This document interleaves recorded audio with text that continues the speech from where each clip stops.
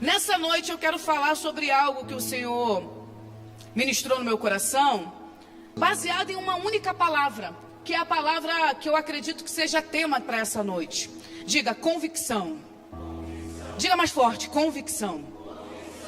A gente precisa ter convicção numa era de opiniões líquidas. Hoje em dia tudo é tão rápido, tudo é tão passageiro. Antigamente as pessoas elas tinham mais convicções, tinham mais certezas, mas hoje tudo é tão líquido, né? Tão volátil. E o que é convicção? Convicção é certeza profunda que alguém tem a respeito de algo, uma verdade, um princípio, uma decisão ou uma fé. É quando você acredita de forma tão firme, mas tão firme, que mesmo que outras pessoas duvidem, ou questionem, ou pensem diferente, você continua mantendo a sua convicção. E isso é extremamente importante. Convicção é a certeza interior construída a partir de uma experiência, de valores ou de fé. E geralmente, quando alguém é convicto de algo, isso é inegociável. É inegociável. Você é convicto e pronto. Vão vir pessoas tentarem de alguma forma debater. E eu passei bastante por isso, porque eu estudei numa federal. Então tinha muito debate, porque eu fazia letras e teologia ao mesmo tempo. E o pessoal da letras não se conformava que eu estudava teologia. E aí eu precisava de alguma forma expressar para eles a minha convicção de fé. Então a convicção é aquilo que não é abalado, é aquilo que não é mexido. E pensando nisso eu queria olhar um pouco para a vida de José. Você pode abrir comigo a sua Bíblia no livro do Gênesis, capítulo 50. Gênesis, capítulo 50. Nós vamos meditar a partir do verso 22. Gênesis capítulo 50, do verso 22 até o verso 26, que é o último verso do livro do Gênesis. Diz assim a palavra do Senhor. Quantos encontraram? Digam amém. Gênesis capítulo 50, a partir do verso 22. José permaneceu no Egito com toda a família do seu pai. Viveu 110 anos e viu a terceira geração dos filhos de Efraim. Além disso, recebeu como seus filhos os filhos de Maquir, filho de Manassés. Então, José disse aos seus irmãos: estou à beira da morte, mas Deus certamente virá em auxílio de vocês e os tirará desta terra, levando-os para a terra que jurou a Abraão, a Isaque e a Jacó. José fez que os filhos de Israel lhe prestassem um juramento dizendo: Deus certamente virá em auxílio de vocês. Levem então os meus ossos daqui. José morreu com a idade de 110 anos. Depois de embalsamado, foi colocado em um sarcófago no Egito. Feche seus olhos, curva sua cabeça. Pai, eu quero te louvar pela oportunidade de mais uma vez estar aqui, Senhor, na Batista Evangélica, numa data tão especial como esta. Obrigado pela tua graça, obrigado pelo teu favor, obrigado porque é o Senhor que promove encontro. Abre os nossos ouvidos, abre o nosso coração, porque a tua semente ela é perfeita. O semeador é fiel. Então prepare a terra para que ao cair a semente, ela dê fruto a 30, a 60, a 100 por um. E nessa noite, mais uma vez aqui, o teu nome seja glorificado. Essa é a minha oração e pedido. Se você crê, diga amém. Glória a Deus. José é um dos personagens, uma das personas das escrituras mais conhecidas, né? A história dele é muito popular, porque é uma história cheia de altos e baixos, um homem que viveu muita coisa. E aqui, a gente não está olhando para o jovenzinho, né? De 17 anos que teve 2 sonhos. Aqui a gente está olhando para um senhor, para um homem já maduro, para um homem de 110 anos, porque antigamente os anos iam mais longe do que agora, né? Ele com 110 anos vendo os... Terceira geração o quê? Tataraneto, né?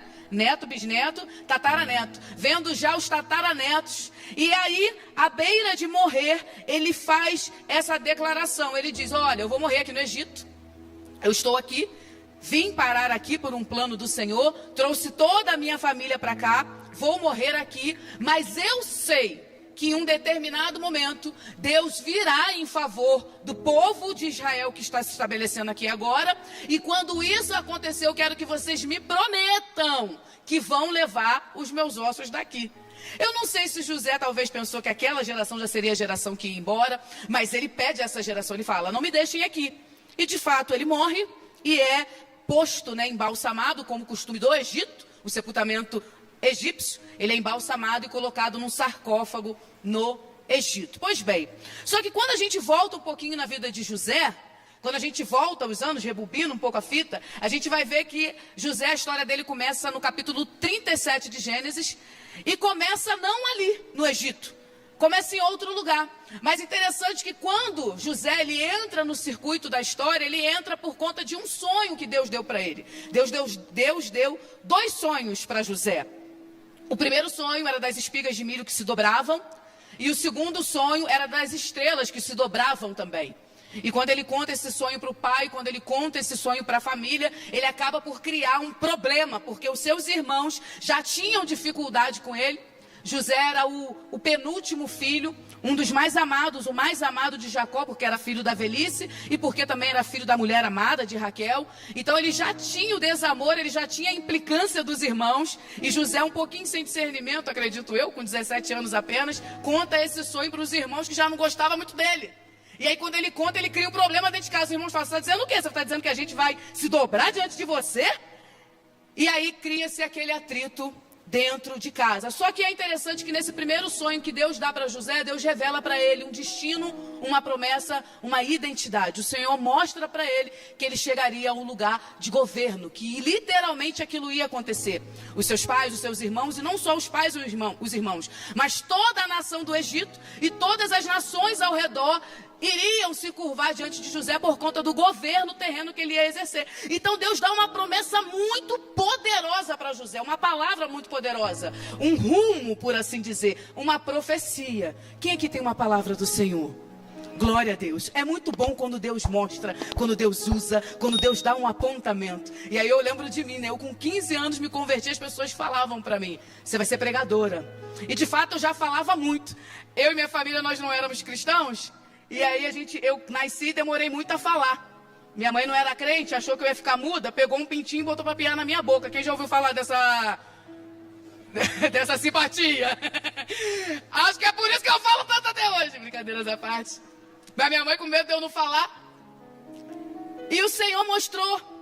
E glória a Deus que o Senhor muitas vezes nos mostra para que a gente se prepare, para que a gente guarde no nosso coração, para que a gente se posicione, para que a gente viva o nosso dia a dia, sabendo que Ele tem uma palavra para nós, que Ele tem um destino para nós, que Ele tem uma promessa para se cumprir. Então, se o Senhor liberou uma promessa para você, não esqueça ela, não engavete ela. Sonhe, gere, inclusive se prepare. Eu sei que muitas vezes a gente não pode antecipar o cumprimento, mas a gente pode antecipar o preparo. Isso a gente pode antecipar. Então José é um homem que está vivendo debaixo de uma promessa, a promessa de que ele seria governador. Onde? Não se sabe. Quando? Também não. Mas havia essa promessa. Só que ao invés da coisa começar a melhorar, a coisa começa a piorar. E às vezes na nossa vida é assim. A gente tem uma palavra do Senhor, a gente tem uma promessa, a gente tem uma revelação, mas parece que a gente pega uma rota, erra o caminho e está fazendo a rota ao contrário. Quem já se sentiu assim? Porque a promessa é de governo, mas logo em seguida o que acontece com José? É vendido. E glória a Deus que ele foi vendido, Porque o plano era matar. Às vezes acontece uma coisa difícil na minha, na sua vida, e a gente fica triste, a gente fica arrasado, mas às vezes até aquilo que acontece ruim é livramento, porque ali a prisão era livramento, muito melhor do que a morte. Só que apesar de ser uma prisão, dele ter sido vendido como escravo, era o início da jornada para a rota aonde Deus queria colocar José. Então ele é vendido e levado para o Egito. No Egito, ele chega lá, é vendido para Potifar e começa a trabalhar na casa de Potifar. E a Bíblia diz que Potifar percebe, mesmo sem José se pronunciar, de que Deus era com ele. E ao perceber, começa a liberar espaço para ele trabalhar. E isso é muito interessante, como que a presença do Senhor, ela se torna perceptível na vida daquele que a carrega. É comparada a um perfume, você não precisa dizer, ninguém chega e diz, tô cheiroso, hein? As pessoas simplesmente percebem. Então quando a gente carrega a presença de Deus, quando somos fiéis a Ele, mesmo em cenário difícil, as pessoas percebem e nos concede favor. Algumas pessoas tiveram favor por carregar Deus. Foi assim com Daniel, na Babilônia. Foi assim com José no Egito. Então Potifar permite que José comece a ter um pequeno deslumbre do que seria o governo. Então ele começa a governar, não está governando nação, mas está governando a casa. E muitas vezes na nossa vida, a gente ainda não chegou no ápice da promessa, mas a gente já está vivendo ela. Tem pessoas que ainda não têm o título de pastor, mas vira e mexe você cuida de alguém, porque alguém se chega a você precisando de cuidado. É ou não é? Quem já viu isso? Não é sobre o título, não é sobre o final, mas é sobre o processo. Ele já está governando mesmo sem perceber. E ele vai trabalhando ali na casa de Potifar, vai começando a prosperar. A Bíblia diz que chega ao ponto de Potifar deixar tudo na mão de José, menos a esposa, obviamente. Só que o inimigo não desiste. Hoje nós viemos conversando com o evangelista Najib e falávamos sobre isso. O inimigo não desiste. E se ele não desiste, nessa noite nós precisamos declarar que a gente também não desiste. Ele veio nos atacar e a gente continua de pé. Então, quando finalmente as coisas estão dando certo para José, o que acontece? A mulher de Potifar. E às vezes na nossa vida, a gente precisa ficar muito vigilante em algumas áreas, porque tem área que, se a gente não guardar ela muito bem, ela se torna uma brecha. Em casa, José foi invejado por causa de uma capa colorida. Na casa de Potifar, José foi caluniado por causa de uma capa. Em casa foi uma túnica, na casa de Potifar uma capa. A Bíblia diz que José era bonitão.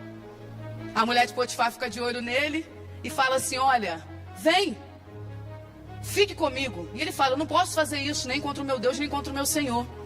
E eu fico pensando, ele governava toda aquela casa. Se ele talvez ficasse com aquela mulher, ninguém nunca ia saber. E quantas vezes a proposta do inimigo, ela é no oculto, ela é no escondido, e a gente acha que dá para fazer e botar debaixo do tapete. Mas a verdade é que a gente pode esconder de homens, mas o nosso Deus, se a gente faz a cama no mais profundo abismo, lá ele está. Se a gente sobe o monte mais alto, ele também lá está. Ele é onipresente, onisciente, onipotente. Não há nada que fique escondido dele, não adianta.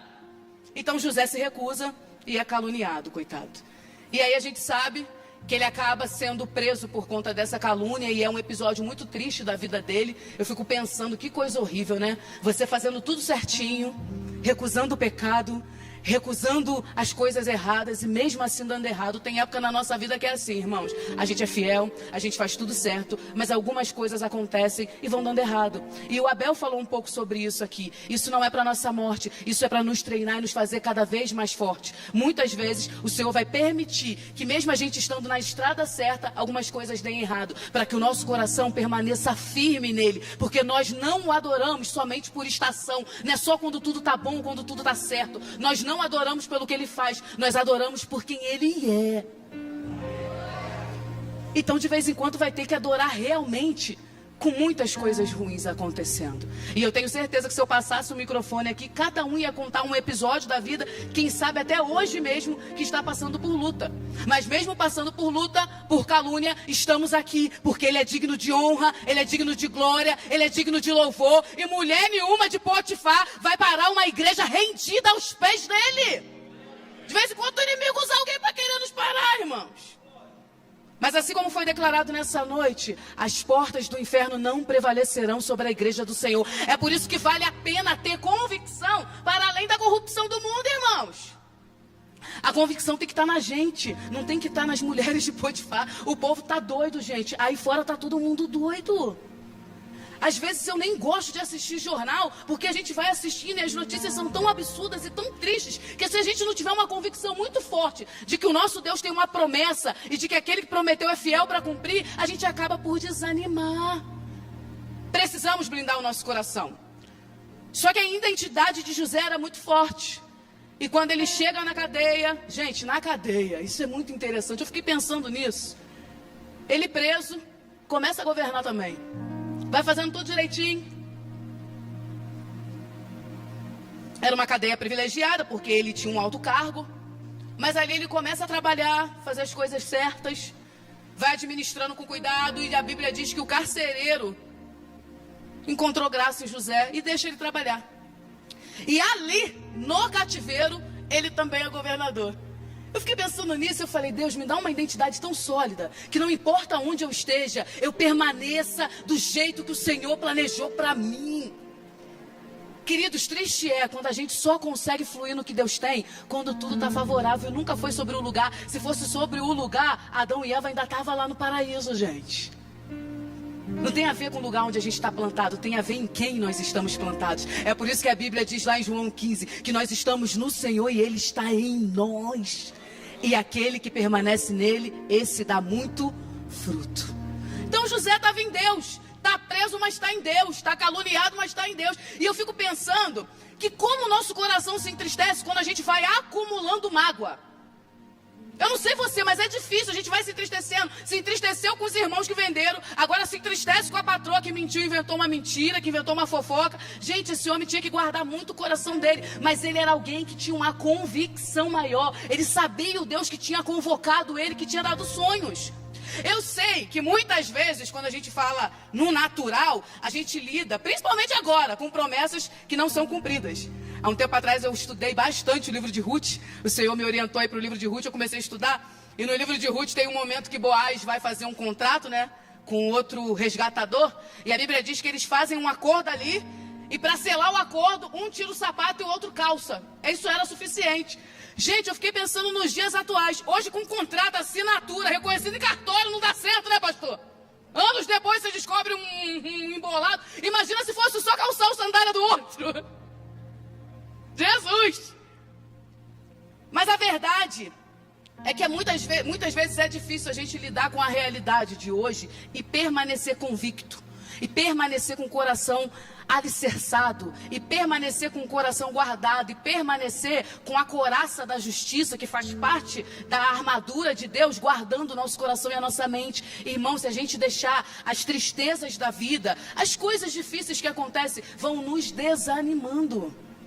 A gente precisa blindar o nosso coração e continuar convicto que aquele que começou, ele é fiel para terminar. Um dos adjetivos que eu mais amo do nosso Deus é o alfa e o ômega. Eu amo isso, eu estudei grego, né? Eu gosto muito do grego, mas eu gosto da ideia do alfa e o ômega porque ele é um Deus eterno, ele sempre existiu. Eu e você não somos eternos. Nós somos infinitos, não teremos fim, mas a gente teve um início, ok? Todo mundo sabe disso, né? Eu tive um início, dia 13 de 6 de 1916. Quem entendeu? Eu tive um início, não terei fim. Passarei uma vez pela morte, mas viverei para sempre com o Senhor. Nós somos infinitos, mas o nosso Deus, ele é eterno, ele sempre existiu. Como que um Deus eterno que sempre existiu se permite ser nomeado como alfa e ômega, começo e fim, se ele nunca começou e se ele nunca vai terminar? Por que ele se permite essa nomenclatura? Porque não é sobre quem ele é sobre o que ele faz. O nosso Deus é Deus que completa toda a boa obra que ele começa. Na tua vida ele foi o alfa um dia quando ele te achou, mas ele também vai ser o ômega quando ele terminar. É essa convicção que tem que estar enraizada no nosso coração. É essa convicção. Até porque eu tenho falado isso com a minha irmã, a gente caminha muito juntas, e tem algo queimando no meu coração. Os inícios são muito alegres, irmãos. É muito bom você começar algo. Tem coisa que é muito boa no início, né? Eu fico imaginando a cabeça de José, 17 anos, um sonho. Todo mundo se curvando, ele deve ter pensado, nossa, Deus tem um plano lindo comigo. O Senhor vai fazer uma coisa linda. Se fosse nos dias atuais, José ia pensar, meu Deus, eu vou ter muito seguidor no Instagram, eu vou viajar de avião. Ele deve ter ficado louco com o início, mas a caminhada cristã não é sobre o início, irmãos. Eu sei que o dia da nossa conversão, ela é linda. Quem se lembra do dia? Gente, no dia da minha conversão, não me lembro nem o que estava pregando.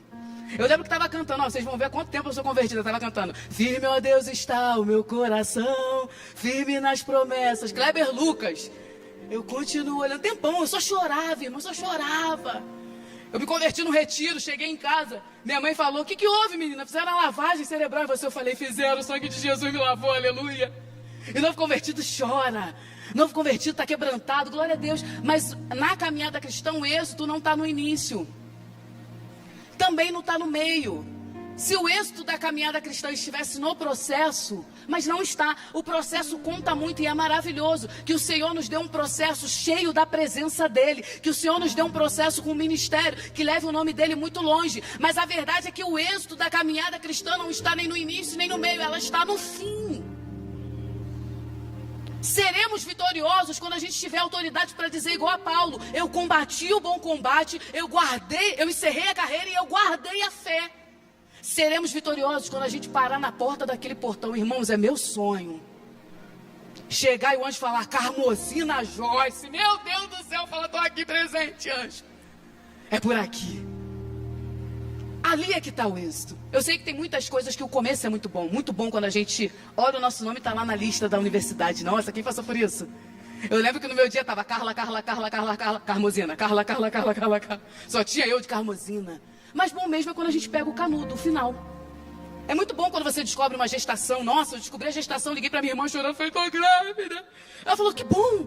Fiz presente pro meu marido chorou a beça. Mas bom mesmo foi no final da gestação, quando eu saí do hospital com o Gael no braço. Os inícios são muito bons, mas nós, como cristãos, precisamos entender que o êxito da nossa caminhada está no fim. Por isso a gente não pode parar de correr até lá. A gente não pode parar de ser fiel até lá. Não adianta ter um início glorioso se no final da carreira a gente vai cansando por conta das lutas. E por que nessa noite eu estou olhando para a vida de José? Porque esse homem tinha tudo para cansar. É irmão que não apoia, é patroa que mente, é cadeia, é tanta coisa. Talvez ele já olhasse para essa promessa e falasse, ela nem faz mais sentido. Eu estou preso. Como é que alguém preso vai ser governador? E talvez você esteja nessa situação. Você olha para algumas promessas e fala, essa promessa já não faz nem mais sentido, Deus. O time passou. Ela faria sentido talvez lá atrás, em outra época, mas agora será? E uma coisa triste, irmãos, é quando a gente começa a dizer será para Deus. Não diga será para Deus.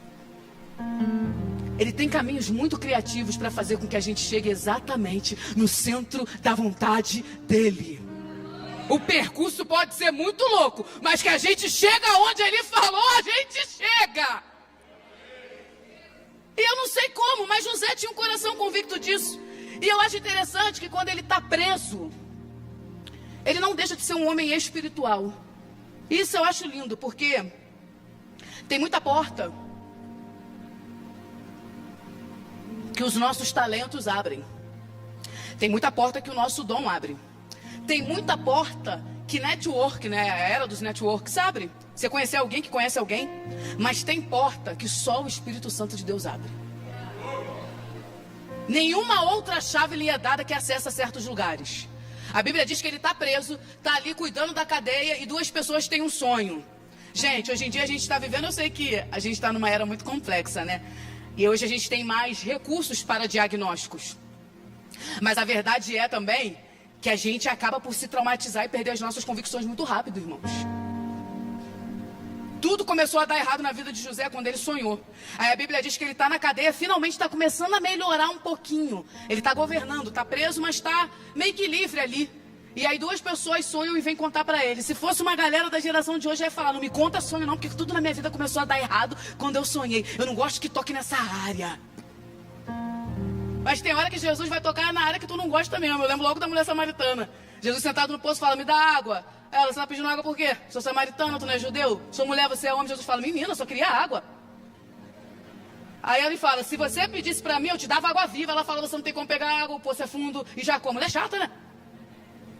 Aí ele fala, se você me conhecesse, você ia me pedir. Ela, vejo que tu és profeta. Gente, o assunto sobre profecia, Jesus do nada dá uma cortada e fala, vai, chama teu marido. Eu amo essa parte, nada a ver.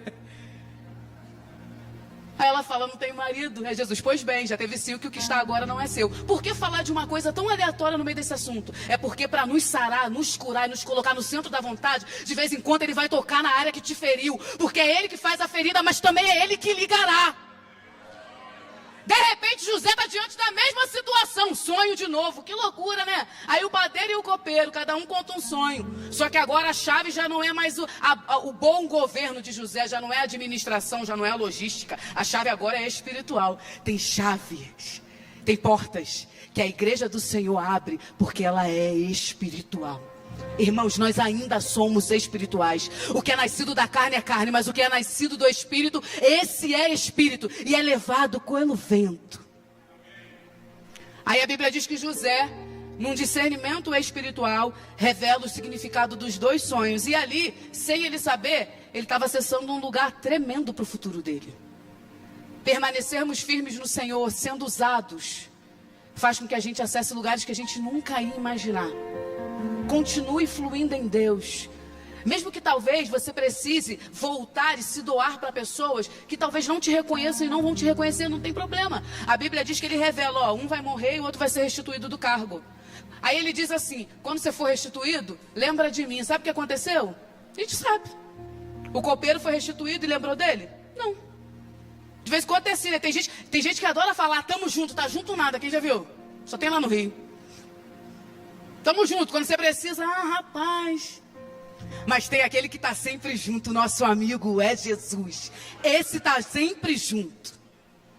José não consegue entrar de imediato, mas o fato dele ser um homem usado por Deus deixa uma marca. E anos depois, Faraó tem um sonho e o copeiro lembra dele. E José tem um rapazinho lá na prisão que interpreta, vou lá buscar. A Bíblia diz que busca José, José interpreta os sonhos também do Faraó e dá um conselho para o Faraó. Eu gosto muito dessa parte. José é todo educadinho. Gente, eu adoro aprender com a palavra do Senhor. A palavra do Senhor te ensina sobre tudo. A Bíblia diz que José revela o sonho para Faraó e diz assim: Faraó, é melhor o Senhor fazer o seguinte: nos anos de abundância, junta. Porque nos anos de dificuldade, de escassez, o Senhor vai ser o único que vai ter, o Senhor vai poder vender, o Senhor vai fazer tudo. Se fosse outras pessoas, ia dizer: eu posso fazer isso, tá? Se você quiser, estou aqui, estou disponível. Eu posso. Deixa que eu faço, eu junto, depois eu vendo. Ele não, todo educadinho fala: arrume alguém. Aí o Faraó fala: já arrumei, amado, és tu. Quando o lugar é pra gente, amado, é certo de que vai acontecer. Lembra de Davi, todo sujo no pasto? Eu fico com a pena de Davi nesse episódio, gente. A Bíblia diz que Davi estava cuidando de ovelha, o profeta mais importante da época chegou na casa dele. Eu sei que não tinha WhatsApp, mas mandava o menino correndo. Vai lá, menino, chama Davi lá no pasto. O profeta chegou, ninguém me lembra dele. Aí passa os irmãos grandão: é esse aqui que vai ser rei? O profeta: não é esse, não é esse, não é esse. Chega uma hora, acabou os irmãos, não é possível. Deus falou que era alguém dessa casa. Ah, tem um, tá lá. Tem hora que nós não somos lembrados por pessoas, mas no céu, se formos cheios do Espírito Santo, jamais seremos esquecidos. E o lugar que é nosso, ele vai ficar reservadinho até a gente chegar lá e a promessa do Senhor se cumprir. Fica preocupado não, amado. Na hora certa você vai estar no lugar certo. Eu creio no Deus que organiza tudo. Aí tá, José lá, começa a governar, né? E aí agora, o Senhor une. Porque tem época que a gente tem a função, e tem época que a gente tem a função e o título. Mas primeiro Deus vai te dar a função. O título só vai vir quando você for reconhecido. Tem gente que espera: ah não, porque quando me chamarem, porque quando me colocarem, porque quando me convocarem. Não, se já arde no seu coração, já sirva. Na hora certa vai acontecer. Então ele já veio governando ao longo de toda a história, mas agora ele é de fato governador. Aí a Bíblia diz que ele começa a viajar, roda o Egito inteiro, começa a governar. Eu fico pensando ele olhando para trás, gente. O problema nosso, às vezes, é que a gente, no meio do problema, a gente não imagina onde a gente vai chegar. E às vezes a gente tem a boca grande, né? Começa a murmurar: oh meu Deus. Só que quando a gente chega no centro da vontade do Senhor, que a gente olha para trás, a gente começa a pensar: ah, então isso foi por causa disso. Aquilo foi por causa disso. Tudo começa a fazer sentido. Calma, Deus está no controle. Vai fazer sentido sim. E ele começa a trabalhar, junta nos anos de fartura, mas de fato a palavra do Senhor se cumpre, vem os anos de escassez. E aí José tem uma grande surpresa, né, no fim da vida. Os irmãos dele vão comprar comida e tem aquele encontro. Esse encontro é tão difícil. Um encontro complicado. Os irmãos chegam lá, né? E a Bíblia diz que José os reconhece primeiro. Eles não reconhecem José, mas José reconhece ele. Até porque a estética do Egito era diferentona, né? Os israelitas já tinham mais barba, mais cabelo. No Egito raspava toda a cabeça, usava maquiagem, né? Principalmente os homens de alto cargo. Então eles não conheceram logo José de cara, mas José reconhece eles, há muito choro. José faz aquele esquema para poder fazer eles voltarem, pergunta se o pai está vivo, enfim. E de repente, está o povo de Israel inteiro no Egito. Jacó vem com a família toda, a mãe já era falecida, mas vem todo mundo. E José, na idade mais madura, sustenta a família dele e o plano se cumpre. E é interessante que os irmãos falam para ele assim: fica com medo, né? Nós te vendemos, achamos que você ia morrer, mas agora você está aqui. Se fosse um homem vingativo, a hora era agora, né? Era gente para ele se vingar, se vingaria do copeiro. Pô, falei para tu lembrar de mim, não lembrou, né? Agora eu sou seu patrão. Se vingaria dos irmãos. Mas José era um homem convicto. Diga convicto. Diga mais forte: convicto. A convicção de quem você é em Deus vai te blindar de muita coisa. A convicção de quem tu és no Senhor vai te blindar de muita coisa.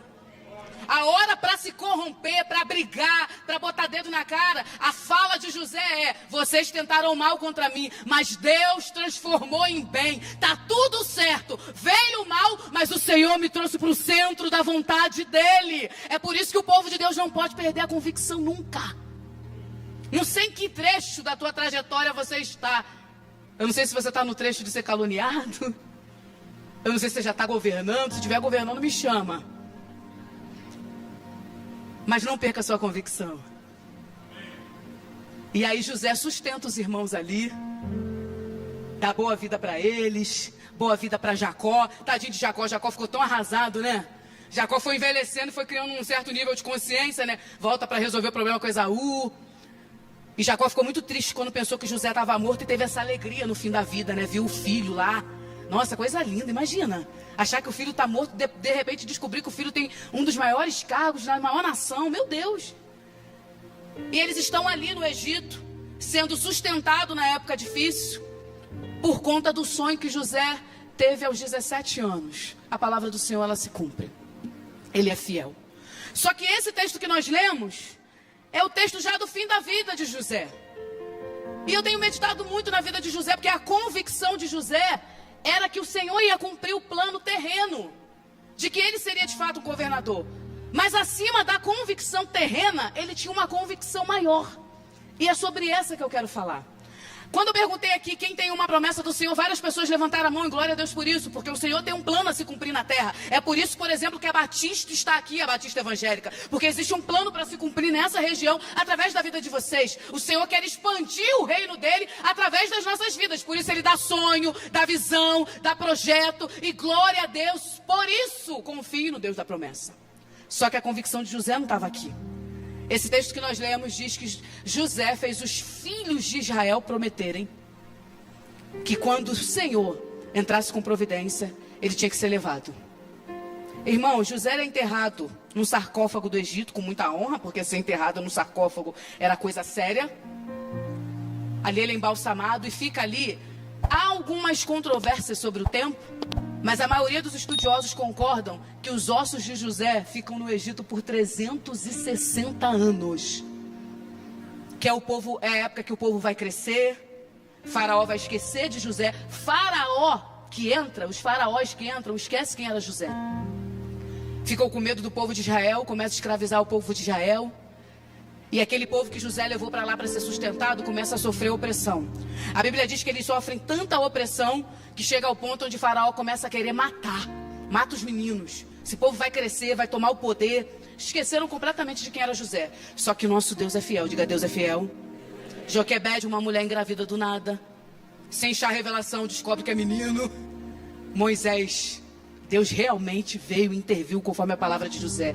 Vai vir um libertador. Eis que vem Moisés para libertar o povo. A noite em que Deus vai tirar o povo do Egito é uma noite muito tensa. A Bíblia diz que eles fazem um churrasco, né? Matam um cordeiro, assam um cordeiro, jogam os umbrais, o sangue nos umbrais da porta. Vem a 10ª praga contra o Egito. Uma porção de primogênito morrendo. Visualiza a cena, um povo inteiro preparado para fugir, para ir embora, para ser liberto. E passa sangue nos umbrais da porta, e choro de mulher egípcia, e tudo acontecendo. E Moisés dizendo, cajado na mão, prende o vestido no cinto. Tá na hora de ir embora no Egito, a escravidão acabou. De repente alguém diz assim, ih, os ossos de José. Não vamos deixar não. Aí alguém acha o sarcófago de José, 360 anos depois, tira os ossos dele lá. Êxodo capítulo 13, versículo 19, diz assim, Moisés levou os ossos de José, porque José havia feito os filhos de Israel prestarem um juramento, quando disse, certamente Deus virá em auxílio de vocês. Leve então os meus ossos daqui. A convicção de José era tão grande de que ele não era do Egito, que ele faz o povo prometer. E ninguém esquece da promessa. 360 anos depois, eu fico pensando uma geração falando para outra, ó, tô ficando velho, vou morrer. Mas a hora que a gente for liberto do Egito, leva os ossos de José. Você tem noção que a sua convicção, ela pode ficar tão enraizada, que gerações depois não vão esquecer no que você creu? É assim que a gente passa a fé de filhos para os netos, para os bisnetos. E o nome do Senhor é glorificado. Aí no meio da confusão toda, Moisés pega os ossos de José. Eles vão embora, eu fico pensando, né? Alguém carregando os ossos, chega em frente ao mar fechado, Faraó atrás. Gente, era muita confusão. E levando os ossos de José.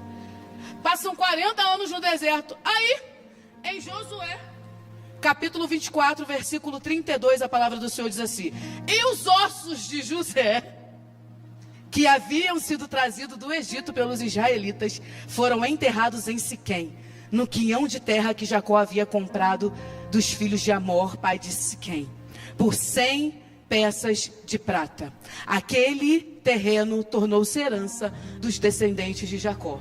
Irmão, você tem noção que não sei quantos mil anos depois, os ossos dele de fato chegam em Canaã? E eu fiquei pensando nisso. Eu tenho certeza que José tinha convicção de que Deus ia fazer algo grande com ele na terra, e fez. Ele foi governador de uma das maiores nações. Mas a maior convicção que queimava no coração dele era a promessa que Deus tinha feito, não a ele. Era a promessa que Deus tinha feito a Abraão, a Isaac e a Jacó. Eu não sou do Egito, eu quero chegar em Canaã, mesmo depois de morto. E isso tem queimado no meu coração. É claro que nós precisamos crer nas promessas terrenas, porque se nós não crermos, não estaremos disponíveis para o Senhor cumprir. Mas a maior convicção que você precisa ter no seu coração é de que depois da morte você vai chegar em Canaã. Infelizmente José não tinha consciência do céu. Naquela época a promessa era um pedaço de terra, literal, era Canaã, uma cidade, né? Que se Deus quiser, em nome de Jesus, em breve eu vou visitar. Mas nós temos conhecimento da Canaã de verdade. Nós sabemos que o Senhor enviou o seu filho para morrer uma morte de cruz. Pelo que ele foi no inferno, tomou a chave da morte. E Deus o exaltou para que diante do nome dele, todo joelho e toda língua se dobre, reconhecendo que Jesus Cristo é Senhor. E ele disse, eu vou para o Pai e eu vou preparar lugar. Deixa eu te dizer uma coisa, seja convicto de que existe um lugar na Canaã para ir para você, da qual nós vamos chegar, porque o nosso Deus é fiel. Era tão forte a convicção no coração dele. Pena que a revelação de José não era uma revelação completa, né? José estava no meio do plano de redenção. E ele estava sonhando com uma Canaã terrena. O que chegou era totalmente perecível. O José não estava mais ali. Mas o que Deus tem falado comigo é que um dos homens mais bem-sucedidos da terra ainda sonhava com uma promessa pós-morte. O coração dele queimava por algo muito maior. Deus vai me fazer governador? Amém, eu vou amar governar. José deve ter amado mesmo, né? Era um cargo lindão, gente. Depois do faraó, ele era quem mais mandava. E tem uma galera que fica, não precisa não, eu sou humilde, precisa sim. Eu sou do precisa sim, quem é do precisa sim? Ah, que o Senhor te dê um cargo muito bom, que você viva coisas maravilhosas na terra, que você acesse coisas boas e o nome do Senhor seja glorificado através de você. Conquista mesmo, mas conquista com o coração convicto de que quando você for desligado na terra, tu acorda em Canaã. Irmãos, que homem com uma certeza ardendo no coração. E era tão forte a certeza dele que foi honrada por gerações que nunca viram, mas que fizeram questão de cumprir a promessa. E ele chegou. Eu tenho meditado muito nisso, porque nós temos muitas promessas na terra e glória a Deus por isso. O Senhor continua fazendo e Ele vai continuar fazendo. A verdade é que nós, cristãos, aqui no Brasil, precisamos cada vez mais expandir, levar o verdadeiro evangelho. Os falsos profetas estão se avolumando de pessoas fiéis que permanecem quando estão presas, quando estão caluniadas, quando têm oportunidade de pecar. Que pessoas fiéis cada vez cresçam mais e apresentem para o Brasil o verdadeiro evangelho. Um evangelho onde o Senhor é glorificado, um evangelho onde tem renúncia, um evangelho onde a gente é sério, mesmo que a gente se prejudique por isso. O Senhor precisa continuar levantando pessoas com promessas, mas que a nossa maior convicção seja querer chegar lá. Quando eu entendi que alguém, apesar de desfrutar de uma grande bênção na terra, a maior convicção era chegar em Canaã, meu coração queimou. Eu não sei o que você mais sonha nessa terra. Eu tenho os meus sonhos terrenos também, irmãos. Tem dois que eu espero se cumprir. Um é ter uma Hilux branca. Se você for no Rio de Janeiro, ver uma Hilux branca passando, tocando corinho alto, sou eu. Diz amém, irmãos, que é ligado na terra, é ligado no céu, aleluia. O outro é na Grécia. Eu estava falando isso com a pastora hoje. Eu já tenho até o vestidinho branco para tirar foto de Santorini. Tenha os seus sonhos terrenos. Deus deu um sonho para José e o cumpriu. Mas o coração de José queimava, era por Canaã. Pelo que seu coração queima? Aonde está a sua convicção? Qual é o seu maior desejo? Eu sei que tem dias muito lindos aqui na terra. E eu já estou encerrando o louvor, se quiser subir. Tem dias maravilhosos, dias de festa. Tem um dia que meu coração queima. Ah, meu Deus, o dia que eu vou casar Gael. Gael só tem 4 anos, já penso no dia que eu vou casar ele. Eu quero que ele case de dia para eu usar um chapéu desse tamanho. Dia de um casamento, dia de um nascimento. Um dia que você olha ao redor e você fala, um dia eu sonhei com isso aqui e hoje está se cumprindo. Eu sei que nós temos dias muito maravilhosos na terra. Mas havia uma convicção tão forte em José chegar em Canaã. Me levem daqui, gente. Que essa seja a convicção da igreja do Senhor. Eu quero declarar que a gente vai prosperar no Egito, sim. A gente vai comer o melhor dessa terra. A gente vai viver todas as promessas. O Senhor vai cumprir cada palavra que Ele liberou sobre nós. Nenhuma ficará retida no céu. Todas as bênçãos serão liberadas. Mas ainda que Ele faça muito no Egito, a gente vai guardar no nosso coração a certeza: eu não sou daqui. Para casa eu voltarei. Ele vem me buscar e com Ele eu irei. Aleluia! Que Deus cumpra os propósitos dele na terra, na vida da igreja batista, evangélica. Que Ele cumpra o propósito na terra, na vida de cada um. Mas que a nossa maior convicção seja chegar em Canaã. Você pode ficar de pé nesse lugar? Não servimos a Ele pelo que Ele faz, nós servimos por quem Ele é. Que assim como José permaneceu nos altos e baixos da vida, a gente venha permanecer. Talvez pessoas aqui tiveram um início muito lindo, estão tendo um e-mail maravilhoso no Senhor. Mas existe uma promessa, irmãos. O Senhor vai intervir. Assim como José tinha certeza que Ele ia intervir, tenha certeza, Ele vai intervir, irmãos. Ele vai intervir. Segunda-feira, amanhã, você vai viver o seu dia. Eu vou voltar para o Rio de Janeiro. A gente vai trabalhar. A gente vai fazer o que tem que fazer. Viveremos a nossa rotina. Nos prepararemos para os planos do Senhor. Mas que no nosso coração continue a queimar a certeza de que uma hora a gente vai estar vivendo o nosso dia a dia. E de repente escutaremos um barulho. E quando a gente olhar para o alto, eis que vem o amado da nossa alma. Ele vindo intervir, tirar o povo do Egito e de fato levar para Canaã. Que a gente sonhe com o momento que Ele vai vir sem demora, saltando sobre os montes. Não passa um dia sem desejar isso. Não passe um dia sem querer chegar em Canaã. Não passe um dia com o coração queimando pela certeza de que em breve a gente vai ver Jesus face a face. Não vai ser mais uma sombra, irmãos. E lá não tem choro, lá não tem dor, lá não tem morte.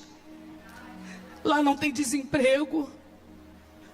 Lá não tem falta. Lá não tem câncer. Lá só tem Ele. A luz que brilha mais que o sol. O desejado das nações. O Yeshua, o Yahvé, o maravilhoso. O grande eu sou. Aquele que venceu a morte. Aquele que se deu por mim e por você. Eu não sei como, eu não sei quando, mas uma coisa eu tenho certeza: a igreja do Senhor, os lavados e remidos pelo sangue de Jesus, vão chegar em Canaã. Essa promessa é fiel e ela vai se cumprir, irmãos. Que ela queime no seu coração. Se o Senhor nos permitir, mais 16 anos estaremos aqui, vocês estarão aqui. Muito mais do que isso. Mas que no nosso coração a convicção de que em breve Ele vem nos buscar continue.